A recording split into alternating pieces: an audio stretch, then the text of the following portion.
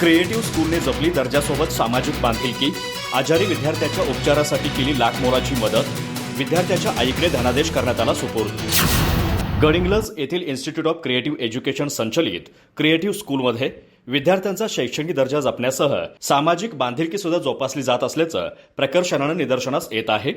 या स्कूलमध्ये इयत्ता 5वीत शिकणाऱ्या साईराज निकम या विद्यार्थ्याचा अपघात झाला। त्याच्या उपचारासाठी पालकांना खूप मोठा आर्थिक खर्च करावा लागला।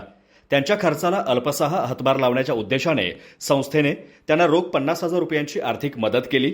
आर्थिक अडचणीत असलेल्या निकम कुटुंबियांसाठी ही मदत लाख मोलाची ठरली। नुकतंच साईराज याची आई सुनीता निकम यांच्याकडे हा मदतीचा धनादेश सुपूर्द करण्यात आला।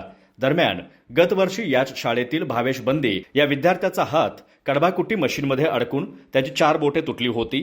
त्यावेळी सुद्धा संस्थेने तातडीने बंदी कुटुंबियांना 1 लाख रुपयांची आर्थिक मदत करत त्यांना धीर दिला होता। त्यामुळे संस्थेच्या या सामाजिक बांधिलकी जोपासण्याच्या कृतीबद्दल सर्वच स्तरातून कौतुक होत आहे।